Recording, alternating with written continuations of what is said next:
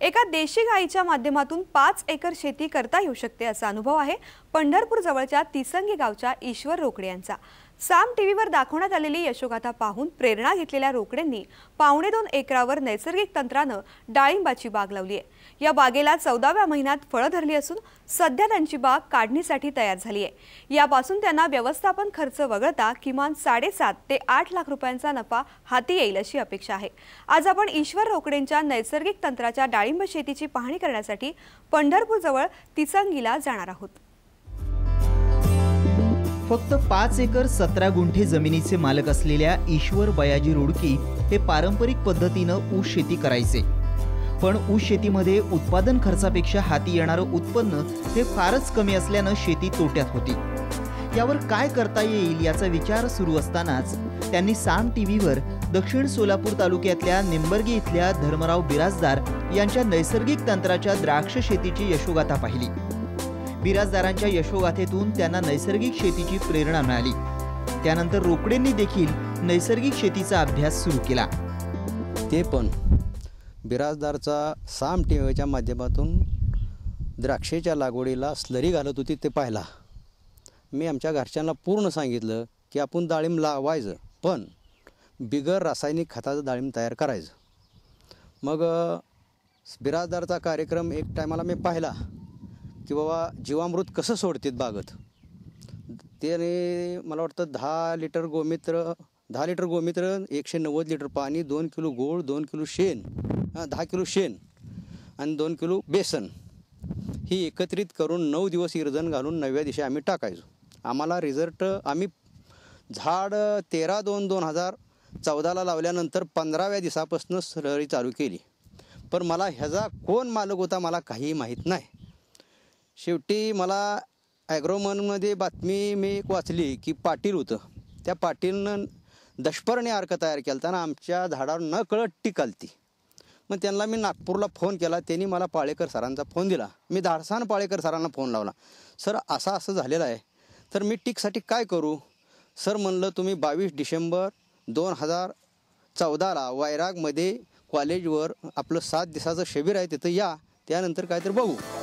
नैसर्गिक शेतीच्या कार्यशाळेतून त्यांना तांत्रिक माहिती मिळाल्यानंतर त्यांनी 2 एकर क्षेत्रात भगवा वाणाच्या डाळिंबाची 2 फेब्रुवारी 2014 रोजी 12 बाय 8 फूट अंतरावर लागवड केली।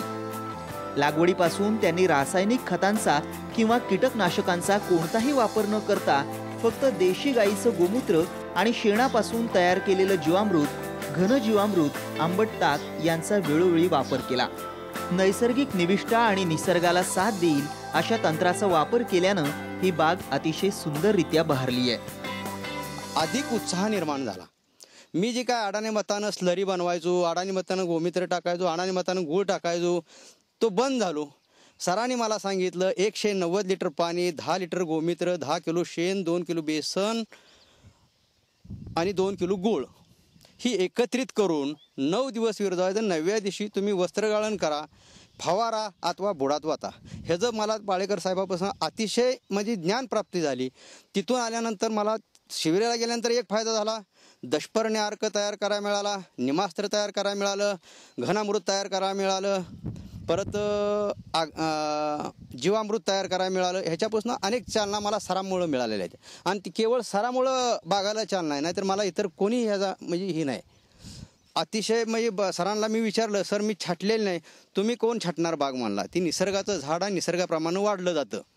मग मी 12व्या महिन्यामध्ये छाटणी केली कंपल्सरी। छाटणी केल्यानंतर सरांना सांगितलं आता मी काय करू? सरांनी सांगितलं जे काय असेल ते तुमचं कार्य चालू करा। सरांना एक विचारलं, मी पानगळीचं औषध आणलंय, कसं काय करू सर? तुम्ही मारू नका म्हणला, पानगळ करू नका, झाडाला धोका आहे। मी पानगळीचं औषध परत माघारी दिलं आणि 11 एप्रिल 2015ला मी पाणी फिरवलं। 1.5 महिन्यानंतर पालाच पडणार ना खाली झाडाचा। मग एवढा चांगला पाला आपण पाडण्यापेक्षा म्हणलं आपण हाय असं कशी कळी येईल तशी धरू।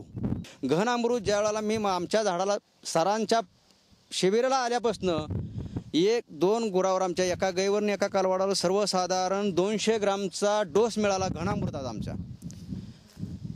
तर त्या घनामृताचं वैशिष्ट्य मला अजून सुद्धा काय कळलेलं नाही, परंतु मी एका पिशवीमध्ये ह्याचीच रोपं तयार केली आणि घनामृत थोडं थोडं पिशवीत टाकल्यानंतर एका महिन्यानं ती पिशवी फाडून बघितली तर सगळं पूर्ण गांडूळ निर्माण पडलं. दिसलं मला, निष्कर्षाला आलं. ह्याला म्हणलं ह्याचा चमत्कार आहे आपल्याला. वरनं जीवामृत आहे, खालनं घनामृताचं आहे. आपण ह्याच्यापेक्षा दुसरं काहीही वापरायचं नाही. आज तगायत काही या झाडाला वापरलेलं नाही मी.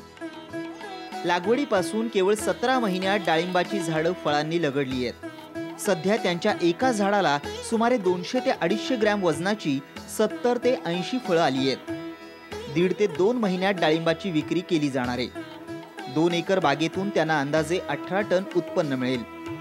सरासरी 50 रुपये प्रति किलो दर मिळाला तरी सुमारे 9 लाख रुपये हाती येतील असा आत्मविश्वास रोकडे यांनी बोलून दाखवलाय. माझं डाळिंबाचं सर्वसाधारण 2 एकर आहे. लागण 12 बाय 8 वर आहे. 870 झाड आहेत.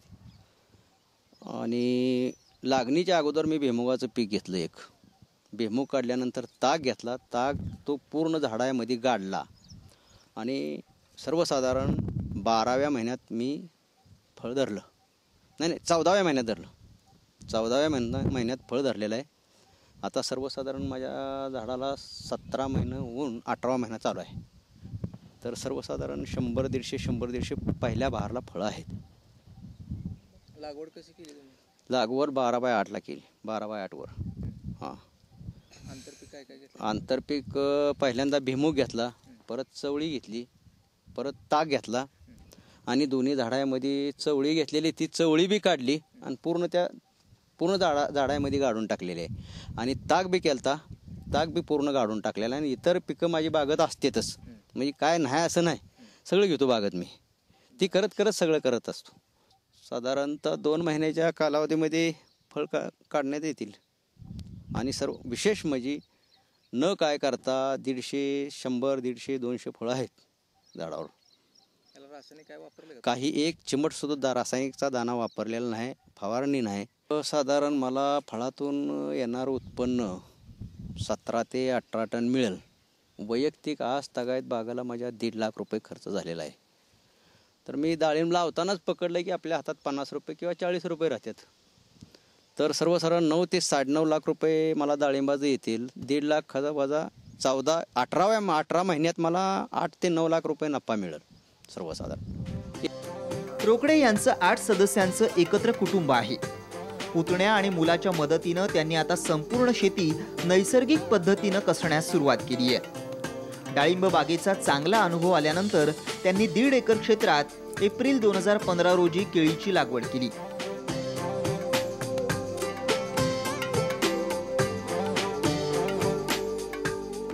केळी पीक देखील 100% रसायनमुक्त पद्धतीनं फुलवलंय. केळीमध्ये त्यांनी आंतरपीक म्हणून चवळीची लागवड केली होती. त्यातून त्यांना 12,000 रुपयांचं उत्पन्न देखील मिळालंय. या पैशातून त्यांनी नैसर्गिक शेतीच्या गूळ आणि बेसन पीठ यासारख्या निविष्ठा विकत घेतल्या. नैसर्गिक तंत्रानं रोकडे यांच्या रासायनिक निविष्ठांवरील खर्चात 70% बचत झाली आहे. देशी गायमुळं आणि मला देशी गायचा इतका रिझल्ट चांगलेला आहे, तिच्या आपुलकीच निर्माण झालेली आहे.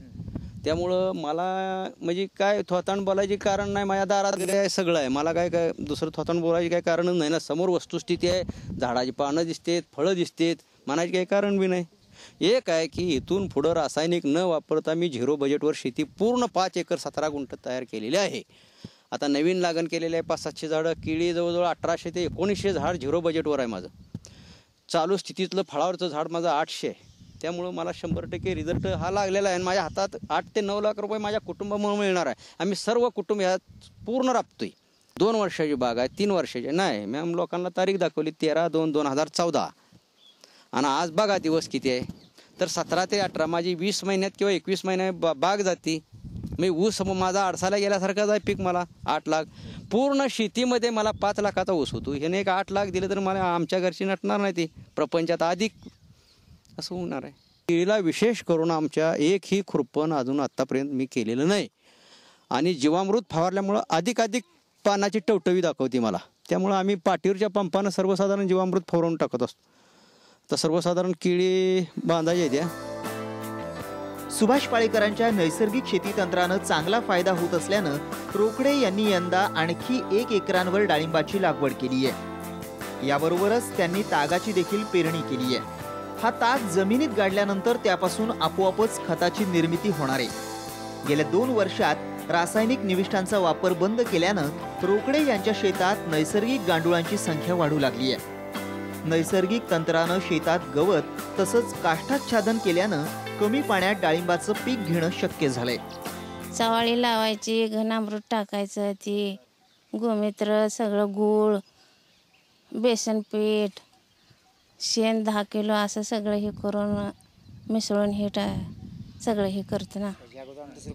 आम्ही ह्याच्या आधी सगळं करत होतो, पण ते काही होत नव्हतं. ह्याच्यापासून चांगलं दिसतं झिरो बजेट म्हणून आम्ही हे सगळं करतो. पूर्वी आमचा पारंपरिक पद्धतीनं ऊस होता, गोळी रेया हे वापरत होतो. पण ऊसाचे 2 वर्ष झाले दराचं काय खरंच नाही. दर पाकच कमी झालं तर उत्पादन खर्च आणि ऊसाचा एकरी खर्च आणि उत्पन्न ह्याचा काय मिळत बसेना. उत्पादन खर्च जास्त व्हायला लागलेला आहे.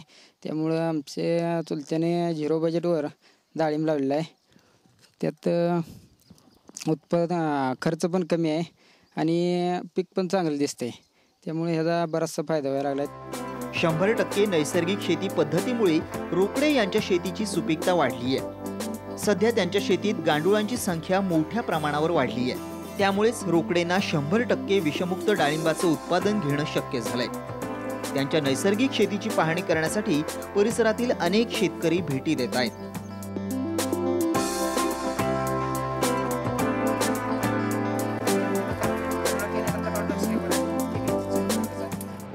रासायनिक खतांचा आणि कीटकनाशकांचा बेसुमार वापर करून जमीन, पाणी, निसर्ग आणि मानवी आरोग्यास धोकादायक अन्न पिकवणाऱ्या शेतकऱ्यांपुढे रोकडेंनी मात्र वेगळा आदर्श निर्माण केलाय. भारत नागणे, साम टीव्ही, पंढरपूर.